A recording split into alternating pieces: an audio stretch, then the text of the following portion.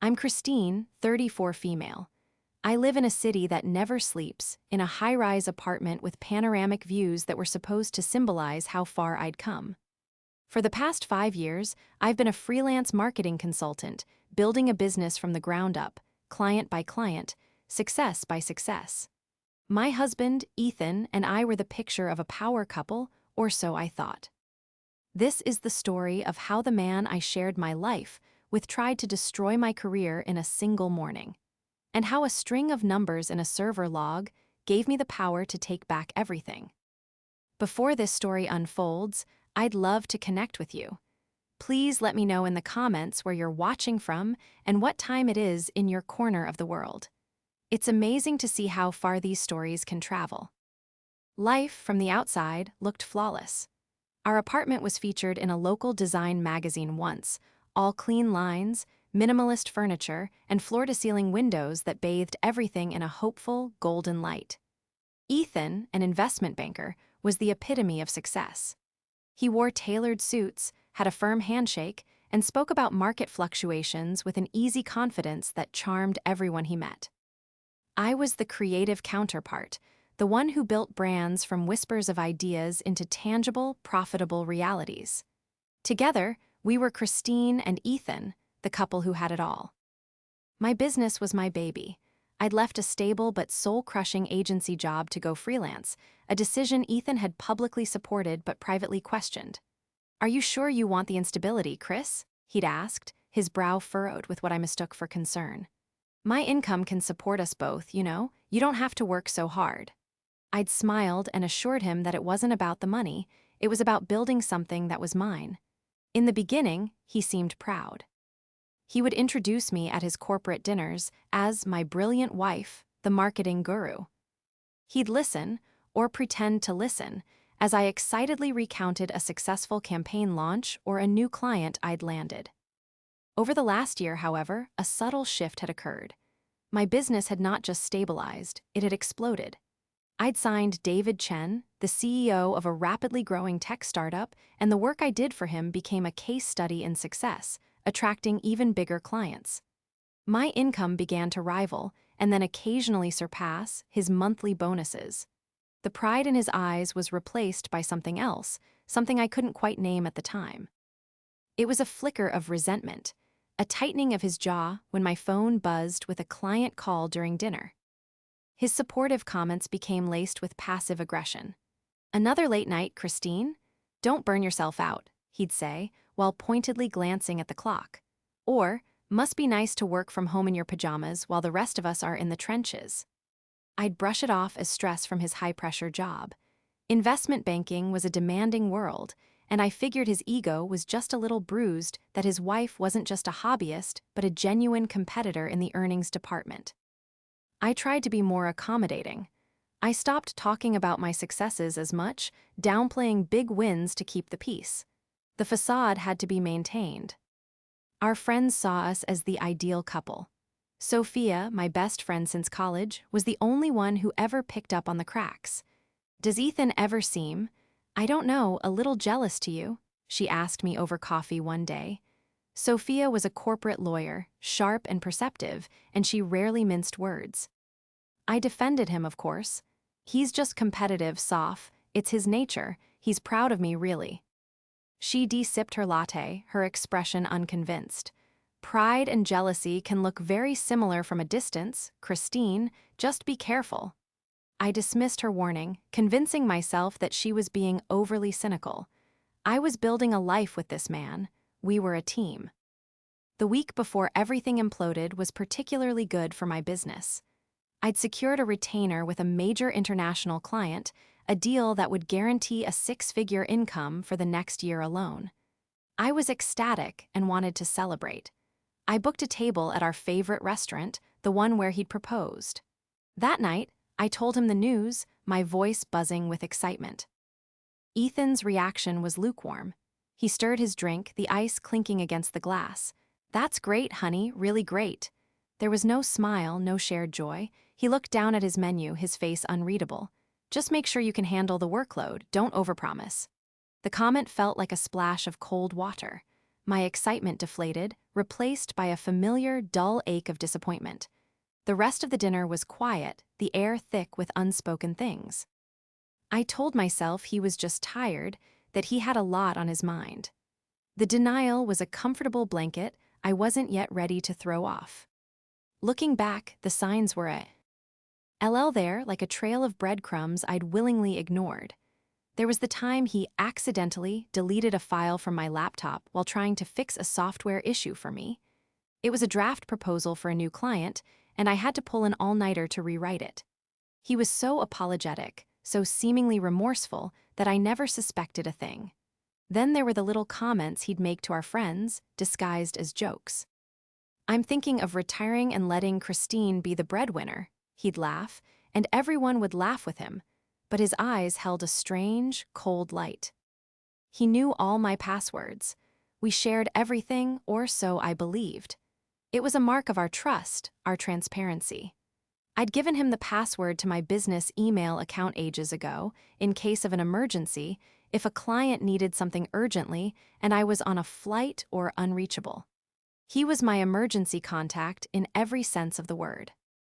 The idea that he would ever use that access against me was so monstrous, so completely outside the realm of possibility, that it never once crossed my mind.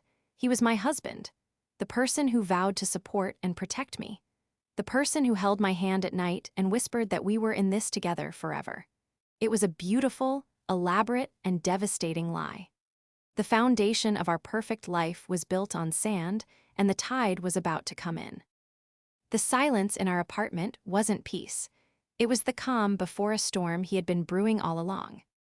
The day my world fell apart started like any other Tuesday. The alarm went off at 6:30 a.m. Ethan was already up, dressed in his crisp suit, sipping an espresso at the kitchen island. He had an early meeting, he said. He kissed my forehead, a gesture that felt routine and hollow. "Have a good day, Chris," he said, his voice smooth and even. There was nothing in his tone, nothing in his eyes, to suggest he had just spent the pre-dawn hours meticulously detonating my life's work. I followed my usual routine. A quick workout, a shower, and then coffee at my desk by 8:00 a.m. My home office was my sanctuary. It was a small room, but it had a huge window overlooking the city, and the walls were covered in corkboards filled with project timelines, brand mock-ups, and inspirational quotes.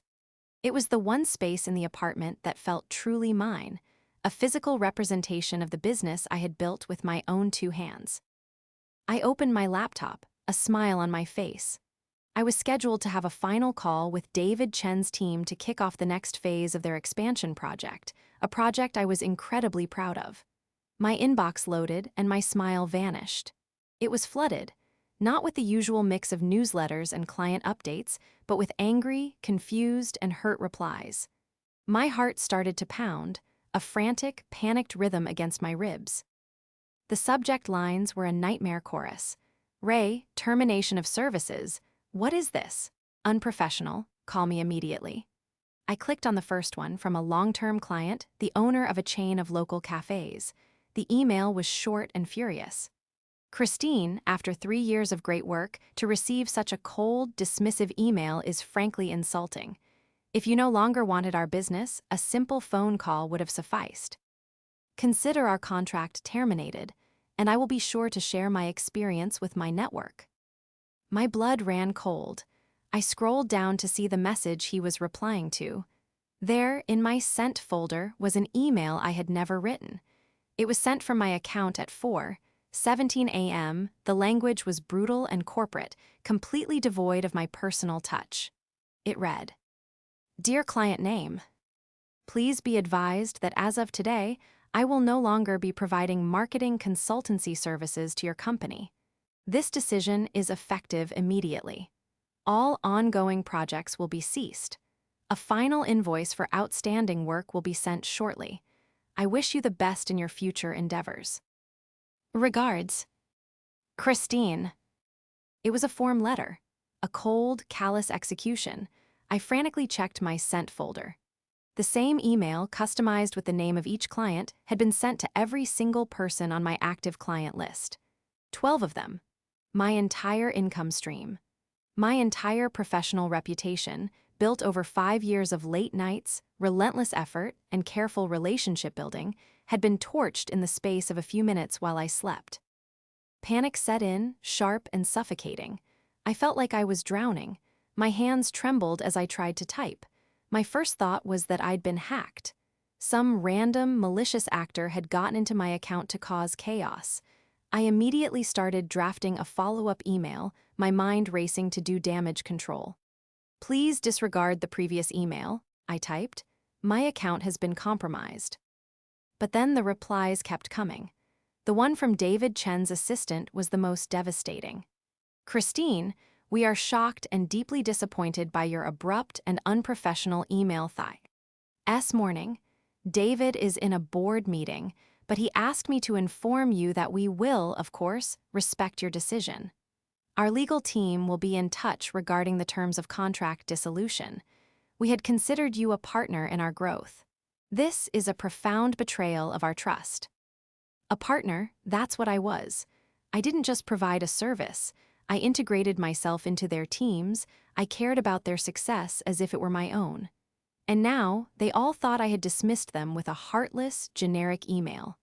The word betrayal echoed in my head. I tried calling my most important clients. Most didn't pick up. The few who did were cold and distant.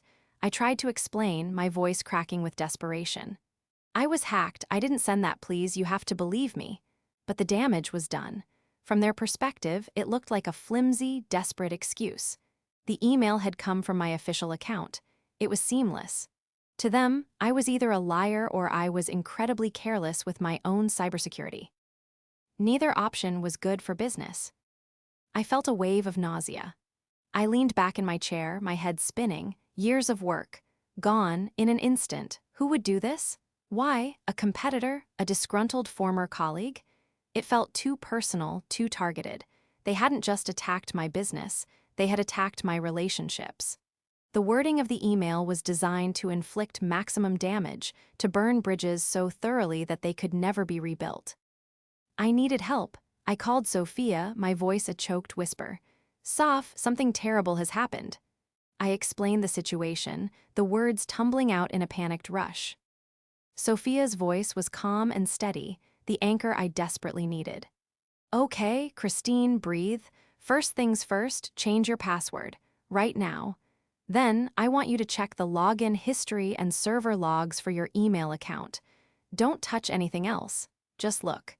See if you can find the IP address of the person who logged in." Her legal mind had immediately jumped to evidence, to proof. My mind was still reeling from the emotional shock, but her instructions gave me a clear, concrete task. It was something to focus on besides the crushing weight of my despair. I took a deep breath, changed my password, and navigated to the security settings of my email provider. I found the section for recent account activity. My heart pounded as I scanned the list of logins. There were my usual ones from my home IP address, my phone, but then I saw it. A login at 4:15 a.m. this morning. Just 2 minutes before the first email was sent. I clicked for more details and a string of numbers appeared on the screen. The IP address. It wasn't mine. My mind was still clinging to the hacker theory. I ran a quick IP lookup, expecting it to point to a server in some far-off country. My fingers flew across the keyboard. The result loaded. My world didn't just crack, it shattered into a million pieces. The IP address wasn't from a hacker's den in Eastern Europe or a cafe in another city. The lookup tool provided a location, an address. It was the address of a gleaming skyscraper in the heart of the financial district, the headquarters of the investment bank where my husband, Ethan, worked. For a long moment, I just stared at the screen. The address, the name of the company, Griffin Capital Partners, it was all there in stark black and white text. It felt like the air had been sucked out of the room. My brain refused to process the information. It couldn't be. There had to be a mistake, a coincidence. Maybe a hacker had routed their connection through his office server. It was a desperate, flimsy hope, and I clung to it like a drowning woman to a piece of driftwood. But even as the thought formed, I knew it was a lie. This wasn't random. This was surgical. The attacker knew exactly which clients to target, had access to my password, and understood precisely how to word the emails to cause irreversible professional harm. There was only one person who had that level of access and who had, for the past year, been radiating a quiet, simmering resentment toward my success. The person who had kissed me on the forehead just a few hours ago. Ethan. The memory of his calm demeanor that morning, his hollow, "have a good day," replayed in my mind, now tainted with a sinister new meaning. He had known. As he stood there, sipping his espresso, he knew my inbox was a ticking time bomb, set to explode the moment I opened my laptop. The thought was so monstrous, so deeply vile, that I felt a physical sickness rise in my throat. This wasn't a stranger. This was my husband, the man I had promised to love and trust. My trembling hands took a screenshot of the IP lookup result. I saved it, backed it up to a cloud drive he didn't know about, and then sent a copy to Sophia. My message was just 4 words. It was his office. My phone rang almost instantly. It was Sophia. "Christine, are you absolutely sure?" she asked, her voix. Ice sharp and focused. IP data can sometimes be spoofed, but it's difficult to do well. Is the timestamp exact? 4:15 a.m. login. First email sent at 4:17 a.m., I said, my own voice sounding foreign and detached, as if it belonged to someone else. He said he had an early meeting. He must have gone into the office before anyone else was there. He used his work computer to do it. There was a pause on the other end of the line, followed by a low, furious curse. "That calculating?" "Okay, Christine. Listen to me very carefully. Do not confront him. Do not say a word. Do you hear me? Not one word. We have one piece of evidence right now, a very strong piece, but it's digital. We need to be smart about this." Her words cut through the fog of my emotional shock. She was right. A confrontation would solve nothing. He would deny it. He would lie. He would probably try to gaslight me, call me crazy for even suggesting such a thing. He'd tell me I was overwrought from the stress of being hacked and that I was looking for someone to blame. I could already hear his smooth, reasonable voice turning my own pain against me. He was good at that. "What do I do?" I whispered. My business was in ruins. My marriage was a lie. My entire life felt like a carefully constructed illusion that had just been torn down. "You act normal," Sophia said, her tone firm. "Tonight, when he comes home, you pretend today was just a horrible, stressful day where you were the victim of a random hacker. You cry. You let him comfort you. You play the part of the distraught wife. We need him to believe he got away with it. We need him to be comfortable so he doesn't cover his tracks." The thought of letting him touch me, of accepting his fake sympathy, made my skin crawl. It felt like an impossible task. But Sophia was right. This wasn't just about my feelings anymore. This was about justice. He hadn't just tried to ruin my business, he had committed a crime. What he did was a form of wire fraud, unauthorized access to a computer system, and tortious interference with business contracts. Sophia, the lawyer, was already thinking in legal terms. I, the wife, was still reeling from the sheer scale of the betrayal.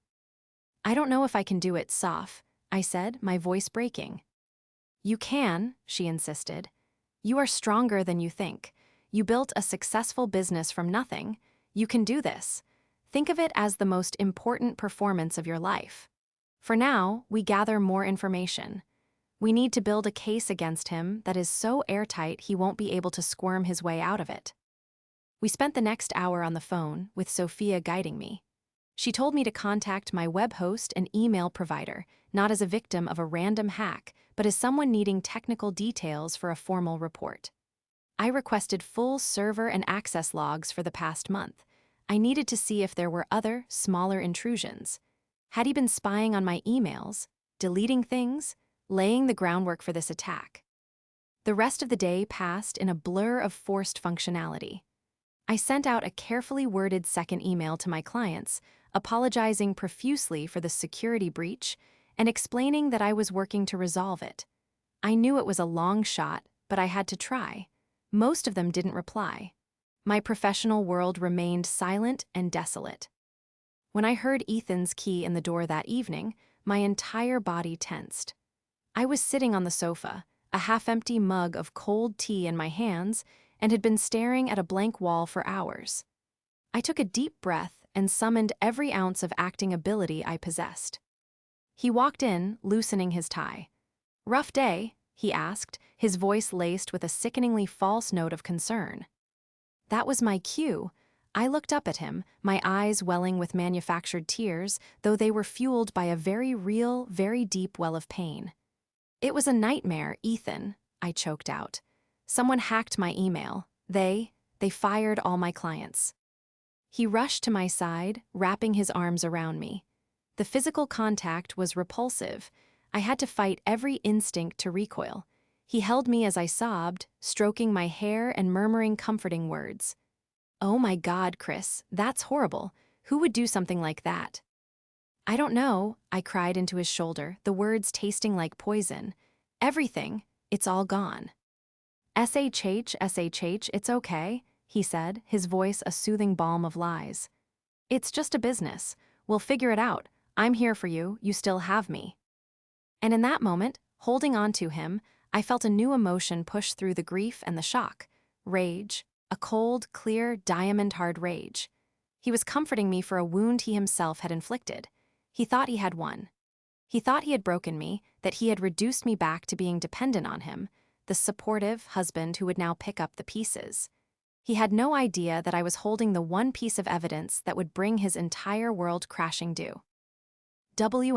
He had underestimated me for the last time. As I leaned against him, pretending to be a victim, I was no longer just his wife. I was his enemy, gathering my strength in silence. The war had begun. The days that followed were a masterclass in deception. I played the part of the grieving entrepreneur, while Ethan played the doting, supportive husband. He would make me breakfast, encourage me to take some time for myself, and offer to review my finances to see how we can tighten our belts for a while. Every gesture of kindness was a twist of the knife, a reminder of his duplicity. He was enjoying this, I realized. He thrived on the power shift. He loved seeing me defeated, looking to him for support. The man I had married was a stranger, a cruel manipulator hiding behind a mask of charm. Meanwhile, Sophia and I were working tirelessly behind the scenes. She was my general, and I was her soldier on the ground. Our first objective was to gather more evidence, to build a narrative of his jealousy and controlling behavior that went beyond a single IP address. "A good lawyer doesn't just present the what, Christine," she explained during one of our hushed late-night calls. "They present the why. We need to paint a picture of his motive for the judge." My first task was to comb through my own digital life, looking for clues I had previously missed. The server logs I had requested arrived, and they were a goldmine. The login from his office IP address wasn't a one-time event. There had been multiple logins over the past 6 months, always in the early hours of the morning or late at night, times when he claimed to be catching up on work. He hadn't just logged in to attack me, he had been systematically spying on me. He had been reading my client communications, my project proposals, my financial projections. He knew exactly how well my business was doing, down to the last dollar. He had watched my ascent, and his resentment had festered in the dark. The logs showed a flurry of activity the night I had told him about my big international client. He had logged in an hour after we got home from our celebratory dinner and spent nearly 2 hours snooping through my files. That was likely when he finalized his plan. The knowledge that he had sat beside me, feigning disinterest while internally plotting my demise, was chilling. Next, Sophia advised me to look for financial evidence. "People like Ethan are arrogant," she said. "He probably didn't think you'd ever find out, so he might have gotten sloppy." I started digging through our joint accounts, credit card statements, and investment portfolios. We had always maintained a degree of financial separation. My business income went into a separate account, but we were transparent about our overall finances, or so I had thought. I discovered a series of transfers Ethan had made over the past few months from our joint savings account to a private investment account under his name only. They were significant sums, totaling over $100,000. He had been quietly siphoning off our shared money. When I cross-referenced the dates of the transfers, my blood ran cold again. They corresponded perfectly with my biggest client payments. Every time I had a major success, he would skim from our future and hide it for himself. He wasn't just planning to sabotage my career, he was preparing for a divorce. He was building a nest egg to leave me with nothing once he had destroyed my ability to earn. The pieces were clicking into place, forming a portrait of a deeply insecure and manipulative man. His motive wasn't just jealousy, it was about control. He couldn't stand being with an equal partner. He needed to be the provider, the one in charge. My success was a direct threat to his fragile ego and his sense of power within our marriage. If he couldn't be the bigger success story, he would ensure I wasn't one at all. My greatest breakthrough, however, came from an unexpected source. While looking for financial documents, I went through the files on our shared home computer. Tucked away in a folder labeled Personal Finance, I found a document that wasn't a spreadsheet or a bank statement. It was a draft of the very email he had sent to my clients. My heart hammered against my chest. He had been stupid enough to write it on a shared device. The document's metadata showed it was created 3 weeks prior and last modified at 10:47 p.m. the night he plotted my downfall after our dinner. He had written the template, perfecting the cold, corporate language, and saved it, ready to deploy. It was the smoking gun. A digital IP address could be argued, however feebly. Financial transactions could be explained away as investment strategies. But a saved draft of the execution order, with a timestamp proving he wrote it, that was undeniable. I immediately saved a copy to a secure flash drive and sent it to Sophia. When she saw it, there was a sharp intake of breath on the other end of the line. "We've got him, Christine," she said, her voice filled with a grim satisfaction. "We have got him cold. He has no way out of this." Armed with this mountain of evidence, the IP logs, the financial records, the email draft, the nature of our plan shifted. It was no longer just about exposing him. It was about ensuring he faced real, tangible consequences for his actions. Sophia began preparing a multi-pronged legal assault. We would file for divorce, citing his fraudulent behavior. We would sue him in civil court for damages to my business, including lost income and harm to my professional reputation. And most importantly, we were compiling a package to send to the ethics committee at his investment bank. A man who engages in this level of premeditated deceit against his own wife is not someone who should be managing millions of dollars of other people's money, Sophia stated, her voice like steel. His career is built on a perception of trust and integrity. We are going to take a wrecking ball to that perception. Living with him during this period was the hardest thing I've ever done. I had to smile when he spoke, feign interest in his day, and sleep beside a man I now knew to be my saboteur. But every fake smile, every moment I suppressed my rage, I reminded myself of the evidence I held. I was no longer a victim waiting for the other shoe to drop. I was a predator, patiently waiting for the perfect moment to strike. He thought he was in control. He had no idea the trap was already closing around him. With the evidence locked down, the next 2 weeks were about strategy. Sophia was meticulous, treating my case like one of her high-stakes corporate litigations. "We don't make a move until every piece is perfectly in place," she instructed. "When we strike, it must be decisive and overwhelming. He can't have any room to maneuver." Our first step was to quantify the damage. This was crucial for the civil suit. It wasn't enough to say, "He ruined my business." We had to put a precise number on it. I spent days buried in spreadsheets and financial projections. I calculated the lost income from the terminated contracts, not just for the immediate future, but for their projected lifetime value. I had long-standing relationships with most of those clients. They weren't one-off projects. I compiled my previous year's growth rates to project future earnings, demonstrating the trajectory he had abruptly halted. I also gathered testimonials. This was a difficult and humbling process. I reached out to 2 of my former clients, the ones with whom I'd had the strongest personal connection before the incident. I didn't tell them the full story yet, but I explained that the email was the result of a malicious act and that I was trying to rebuild. I asked if they would be willing to provide a statement about the quality of my work and the value I had brought to their business. One of them, a woman who owned a successful online retail brand, agreed immediately. Her written testimonial was glowing, and it served as a powerful testament to the reputation Ethan had tried to annihilate. The most important piece of this puzzle was David Chen.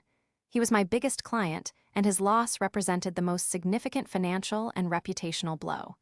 His company had refused to engage after the initial email, their communication coming only through a junior legal aide. Sophia advised a bold move. "We need to get a meeting with him," she said. "We need to show him the proof. His testimony would be invaluable, and who knows, maybe we can salvage that relationship."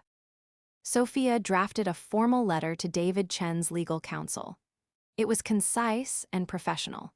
It stated that we had irrefutable evidence of a targeted, criminal act of digital impersonation and tortious interference, committed by a third party, and requested a confidential, in-person meeting with Mr. Chen to present these findings. It was a long shot, but it was our only shot.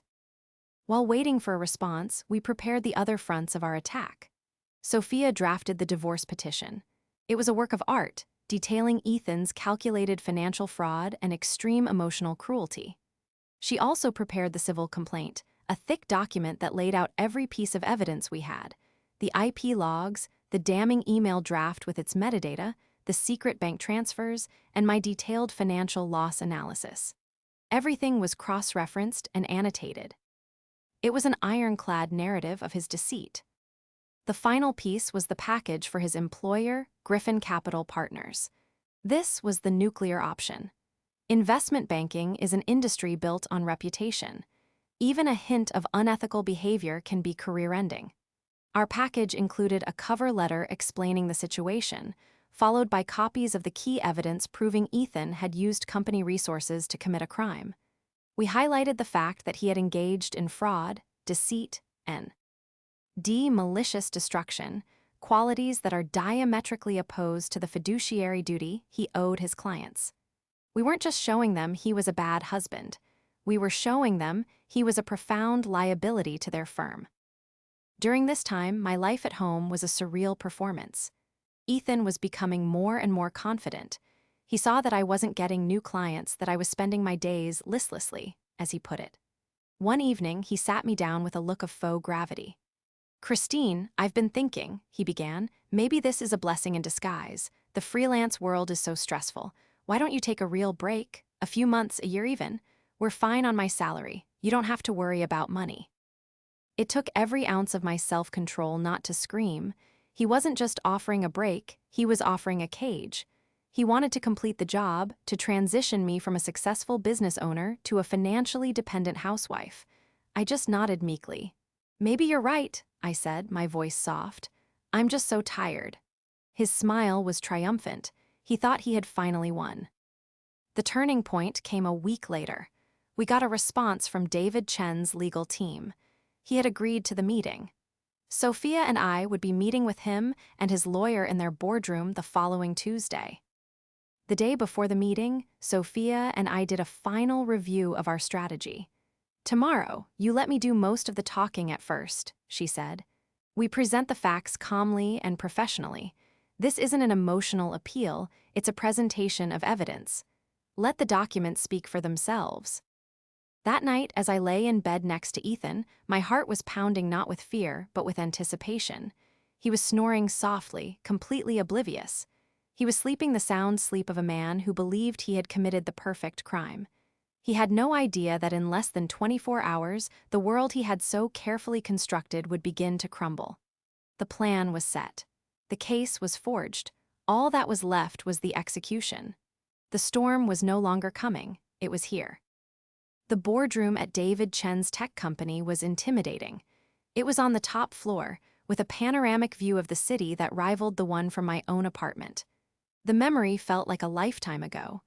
David and his lawyer, a stern-faced woman named Ms. Albright, sat opposite Sophia and me at a long, polished mahogany table. The air was thick with tension. Sophia began, her voice calm and measured. She laid out the premise without emotion. "Mr. Chen, Ms. Albright, we are here today because the termination email you received from Christine's account was not sent by her. It was the culmination of a deliberate and malicious campaign of sabotage committed by her husband, Ethan Fletcher.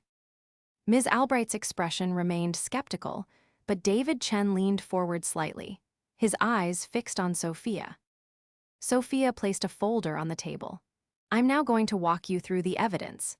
She started with the server logs, showing the login from Ethan's office IP address at 4:15 a.m. She then presented the logs showing his history of unauthorized access, demonstrating a pattern of espionage. With each piece of evidence, she laid a physical copy on the table. The IP lookup result, the bank statements showing the secret transfers. Then came the centerpiece. "This," Sophia said, sliding a printed copy of the email draft across the table, "is a draft of the termination letter. We recovered it from their shared computer. The document's metadata, which has been authenticated by a forensic expert, shows it was created by Ethan Fletcher 3 weeks ago and last modified the night he sent the final versions." David Chen picked up the paper. He read it, then looked at the metadata analysis attached. A flicker of something, shock, understanding, crossed his face. Ms. Albright read it over his shoulder, her skepticism visibly melting away. The proof was right there in black and white. It was cold, hard, and undeniable. Finally, it was my turn to speak. I looked directly at David. "He did this because he couldn't stand my success," I said, my voice steady, no longer trembling with the weakness of a victim, but resonating with the strength of a survivor. "He wanted me to be dependent on him again. He didn't just want my business to fail. He wanted to humiliate me, to make me unemployable by destroying my reputation for professionalism and trust, the one thing I value most." David Chen was silent for a long moment, his gaze shifting from the documents on the table to my face. "I've been in business for 30 years, he said finally, his voice low. "I've seen rivalries and dirty tricks, but this is a different level of treachery. To do this to your own family." He shook his head slowly, looking at his lawyer. "This is beyond a simple breach of contract. This is criminal." Ms. Albright nodded. "Indeed, we have grounds to pursue our own legal action against Mr. Fletch. For interference and damages." That was more than we had hoped for. Sophia and I exchanged a brief, triumphant glance. "Mr. Chen," I said, pressing my slight advantage, "I know the damage is done, but I built my reputation on delivering results for my clients, especially you. My work for your company has been some of the proudest of my career. I am asking not just for your belief, but for a chance to make this right." He looked at me, his expression unreadable. "What do you have in mind?" The meeting ended an hour later. We didn't leave with a reinstated contract, not yet, but we left with something more important, an alliance. David Chen's legal team would be coordinating with Sophia. He had agreed to provide a sworn affidavit detailing the damage Ethan's actions had caused his company, a powerful tool for our civil suit. The very next morning, we launched the full-scale attack. At 9:00 a.m. sharp, a courier delivered the meticulously prepared evidence package to the head of compliance at Griffin Capital Partners. At 9:05 a.m., Ethan was served with divorce papers at his desk, in full view of his colleagues. The server was instructed to be loud enough for those nearby to hear the words "fraudulent dissipation of marital assets." At 9:10 a.m., he was served with the summons for the civil lawsuit, detailing every aspect of his sabotage. I was at home when my phone rang at 9:30 a.m. It was Ethan. His voice was a strangled mess of fury and panic. "Christine, what is this? What have you done?" I took a deep, satisfying breath. The time for pretending was over. "I know everything, Ethan," I said, my voice colder than ice. "I know you used your work computer to log into my email at 4:15 in the morning. I know you wrote the draft on our home computer. I know you've been stealing our money. Your company's compliance department has a lovely package of all the evidence right now. How do you think they'll feel about an investment banker who uses company resources to commit fraud?" There was a stunned silence on the other end, followed by a sputtering attempt at a denial. You're crazy. I didn't do any of that. You were hacked." Save it for the judge, I said, and for the first time in weeks, I smiled a genuine smile. You thought I was weak. You thought you could break me and I'd come running back to you. That was your mistake. You didn't just sabotage my business, Ethan. You armed me. Goodbye. I hung up the phone before he could respond. The silence in my apartment was no longer lonely, it was peaceful. It was the sound of freedom. The fallout was swift and brutal. By noon, I received a call from a friend who worked in the financial industry.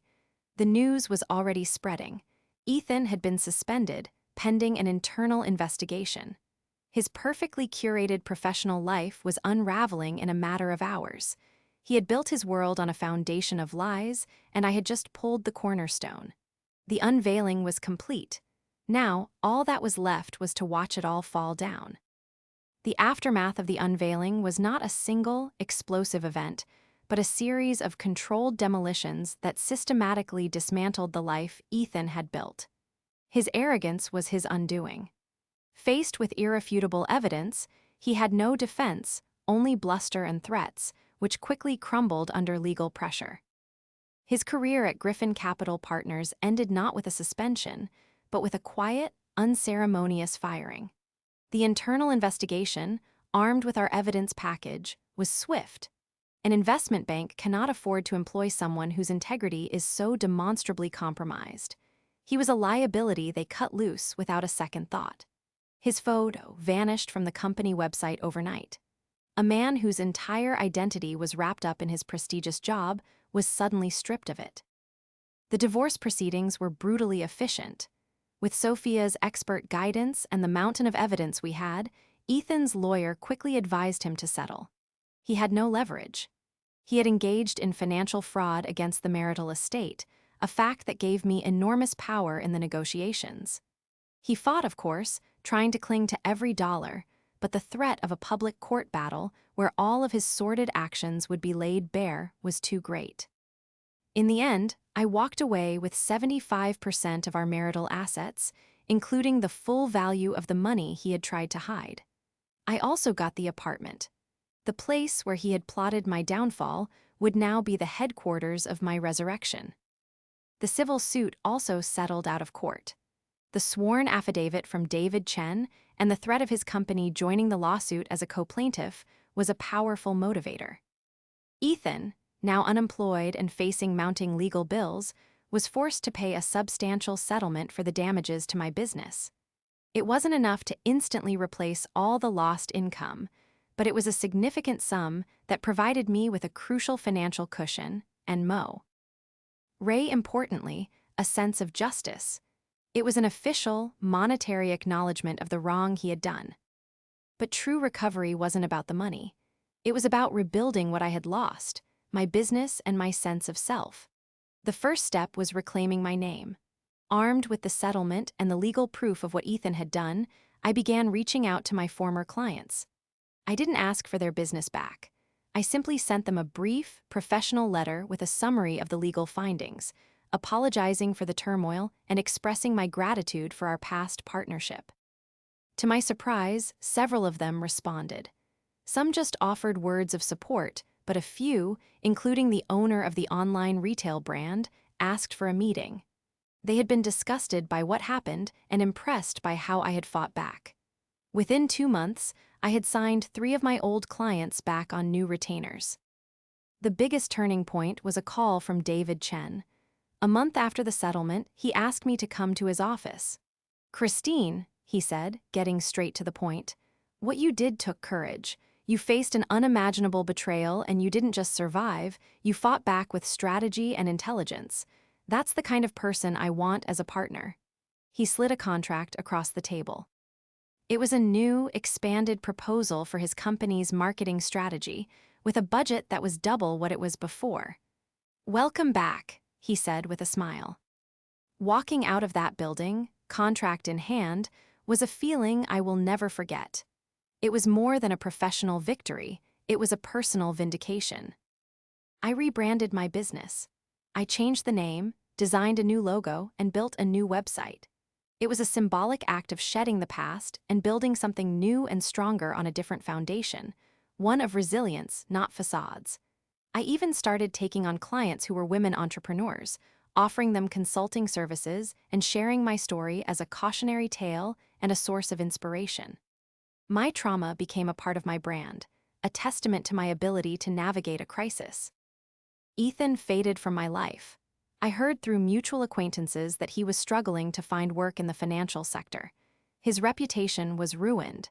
He had to sell his luxury car and move into a small, rented apartment on the outskirts of the city. He had tried to drag me down to his level of insecurity, and in the end, he had only succeeded in destroying himself. I felt no pity for him, only a quiet, detached sense of closure. He was a chapter of my life that was now firmly closed. Today, my life looks very different from the perfect one I used to have. My apartment is still minimalist, but now it feels like a peaceful sanctuary, not a stage. My work is more fulfilling than ever because it's built on a foundation of authenticity and strength. I have fewer clients, but my relationships with them are deeper and more meaningful. Sophia remains my rock, our friendship forged even stronger in the fires of this crisis. Sometimes, late at night, I stand by my huge office window and look out at the city lights. I no longer see them as a symbol of what I had to achieve, but as a reminder of what I overcame. Betrayal leaves scars, but it also teaches you what you're made of. I learned that I am not defined by who I stand next to, but by my own ability to stand up for myself. I am Christine, a 35-year-old business owner, and this is not just a story of revenge. It's the story of how I built a new foundation, one that no one but me can ever tear down.